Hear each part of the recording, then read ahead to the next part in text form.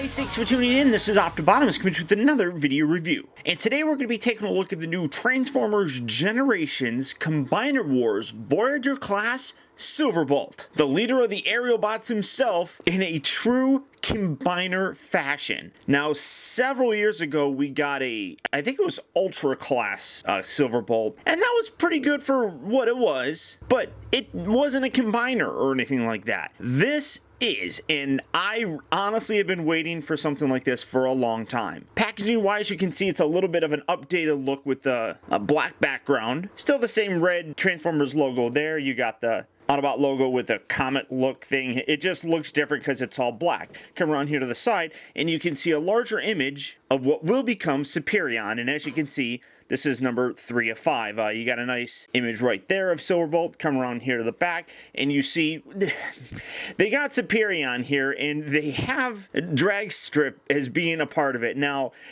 honestly, the only reason why they did that is because they wanted to break up just an entire Autobot wave, so they stuck a Decepticon in there. In Wave 2, we're going to get all Decepticons, except we're going to get the final member of the aerial bots to kind of break up an all Decepticon wave. So, what are you going to do? It just kind of leaves us hankering for more, I guess. And it says, the leader of the aerial bots forms the core of the team's combined form, Superion, a single-minded force bent only on Decepticon destruction. Silverbolt has been always one of my favorite characters. He's really very fun. And I know another YouTube reviewer that goes by the name Diancis that I'm sure is really looking forward to this. So without further ado, let's get this guy finally opened and see how cool he actually is. Alright guys, so here we have Silverbolt open up and out of its packaging, and giggity, I am so geeked out about this. I mean, it really came out extraordinarily well.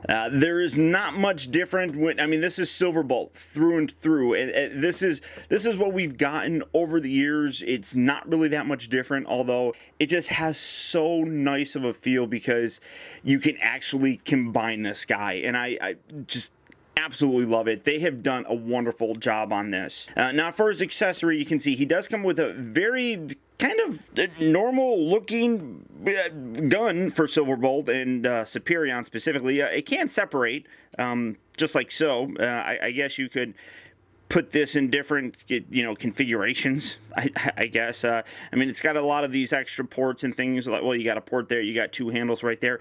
It's got a big barrel. I guess you could do something with that. Now, you could probably combine this with the other ones from the aerial bots and create a giant gun, but I just love this. I think it looks great. So very classic looking. And then here we have Silverbolt, and again, very cool look. He has that nice G1 look to it. I love how they sculpted in a whole bunch of windows around here. You got some windows up here. I mean, he's a Concorde, and he really does look like kind of an updated one. Now, the big elephant in the room is, yes, he basically has a jet on the back of a robot, and that's not really anything different than we've gotten before. I mean, even the Uranos figure, the Blackbird, which I no longer have anymore, had that. For comparison, here is the original, well, not the original, but the Universe 2.0 or whatever it is, Silverbolt. You can see he's got a much more streamlined look to him. The batteries don't work anymore, but again, giant robot on the bottom. I mean, it's nothing that we have not gotten in the past. To continue on with some comparisons, here's my G1 Silverbolt, and again, you can see really nice resemblance to that original jet, but again, giant robot on the bottom. That actually looks a little bit better. It's not as prominent, but I mean, legs, arms, legs, arms. I mean, it really isn't. Why is that? Oh, that actually rotates. That's kind of weird. I never noticed that before. I don't know why they have you do that. That's very strange. It actually is hinged. That's weird. But flop that back. I mean, it's just a wonderful update. It's exactly what Classics and the Generation line is meant for. Taking those original figures, updating them into a new look, and I think they hit on all marks here. Now, it is a Voyager figure, so you could see for the sizes, it's a little bit bigger than the G1 figure, and then this guy was like Ultra Class or something. Like I said, it had the lights and sound, so you can see those were actually a little bit bigger. But, and why this is a great figure, I still really like it. It just doesn't combine, so it takes this just a little bit further. You can see down here you got landing gear that can fold out. I'm going to tuck those up there, and then you just got these little molded red bits here that kind of resemble wheels. You do have that there. You can take this gun if you really wanted to, and you can peg this underneath. You got two holes right here, and they are specifically designed. You can peg that underneath there, but in doing so, well, I guess, I mean, that also has a little bit of a wheel shape there as well. I guess you could use that if you wanted to not use the actual real landing gear, but again, I'm not a big fan of weapons that store in obvious ways, but I simply love this guy. Now, to transform him into his robot mode, first what you want to do is you want to take this, you can flip this on either side, it rotates both ways. Take that, you're going to take this section, detach this, rotate this back, and I don't know, maybe, I don't know why that does that. That's really strange. I don't know why they would put that on there. Take these arms, or take these wings, detach this, just lift them up like so, kind of angle them like that anyhow. It's going to look good for his robot mode. Then just bring these arms out like so. These legs then rotate out. You want to straighten them out here at the actual knee. Take this. You're going to rotate this around. That's going to create his foot. And there's his heel. So fold that out and then take this section, fold that. Give that a nice rotate right there. Do that on that side as well. Give that a nice rotate. I don't even know what I'm saying there. That's weird. Fold that. Get that. I have like a partial fingernail on that finger, so it comes in handy. Rotate that. Straighten that out. Rotate that around like so. And then you have his legs basically done and getting him to actually stand. Coming up to the arms, you just then take these, rotate these down. Just like that. I usually kind of angle them like that. I'll touch on the ratchet joints here in just a second. And then this section here, again, I gotta try to wedge my one fingernail inside there. There we go. Pull it forward. Then you rotate his head, tuck that back, locks that back into place.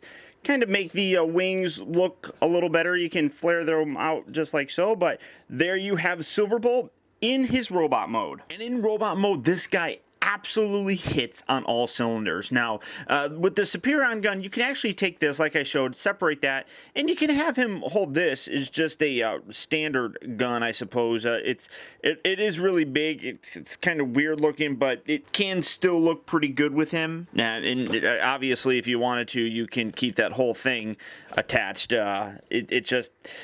Personal preference, I suppose. Let's get that right in there. I mean, if you're doing it here, it kind of looks a little crazy. If you're holding it down there, it looks a little bit too big. So that's why with him, I just like using the smaller version. And then when you combine him and make him into Superion, boom, this is a little bit better of a look for him, I think. But this guy looks great. Now, the only thing that I would honestly will change would be his shoulder bits right here. I would prefer that they were actually white, or at least the little wing looking bits on there, and you can see that they're molded in that little wing shape thing that he had in the G1 cartoon. If that was painted white, or if this whole section was painted white, I think it would look a little bit better, but that's really the only thing that I could say aesthetically I would change on him. Now, as I mentioned before, the ratchet joints, they are very, you either have them like this or it's out like that.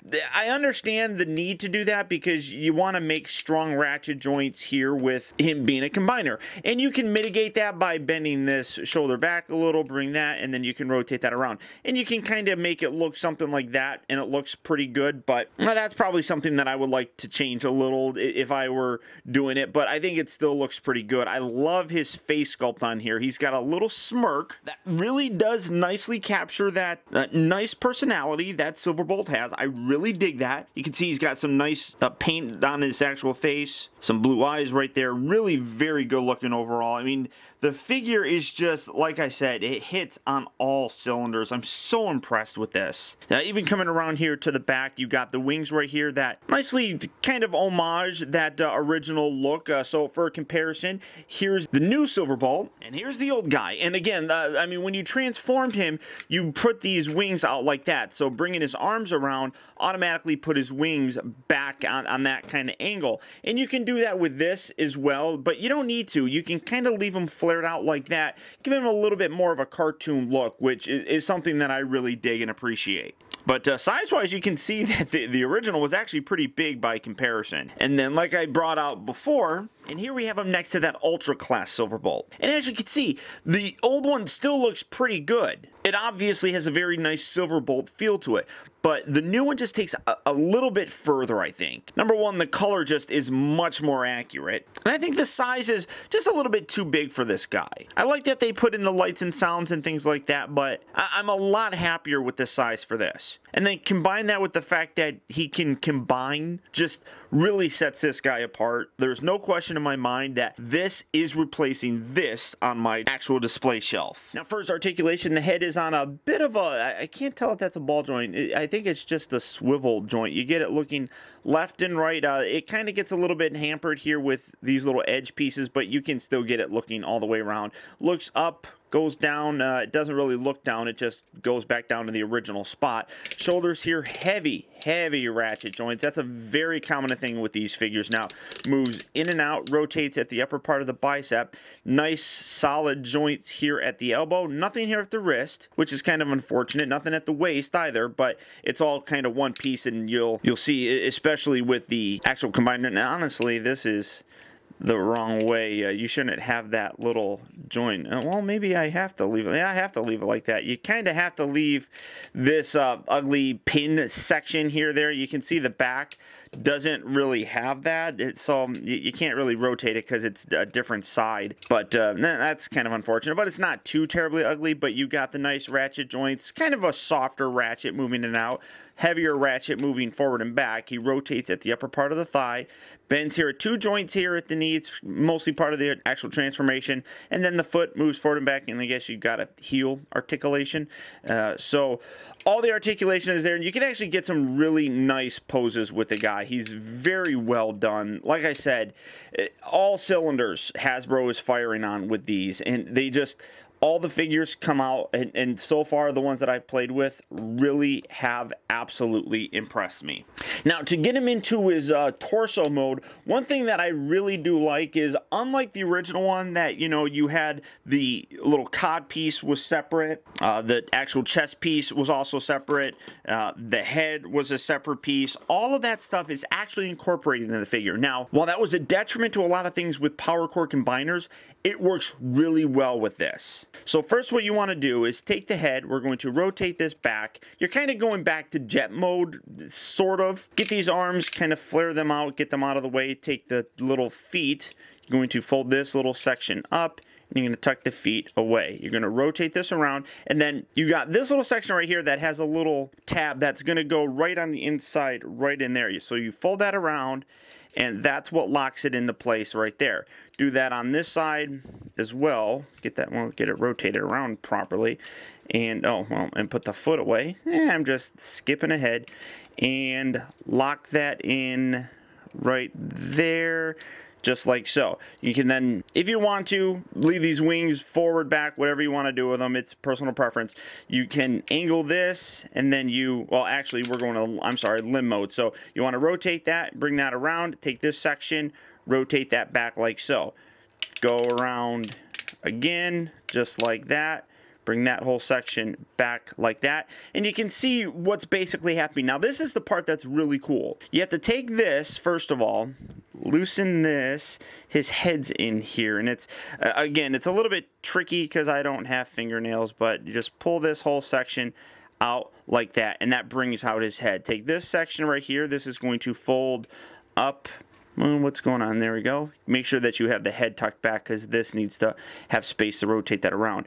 Bring this, you then angle this, fold these little antennas up, and I'll touch on these antennas here in a second, but make sure you push those all the way forward. And then you got this little groove section that's going to slot into that little gap right there, and that locks the head in place. And you can see what's basically happened. And then you just take this. These are on double hinges. You got a hinge here, and then you fold that over, lock that into place, and here you have Superion's torso mode. And again, this is absolutely spectacularly gorgeous. I love how it's all incorporated with the chest piece. You got the cod piece that's incorporated as well. The head's incorporated. Everything looks great. Now, people have complained about these. These are very, very gummy, very, very soft, and when it's down there, it kind of makes him look like he has nipples. But I understand the need for it. It's the same reason why this is soft rubber, this is soft rubber.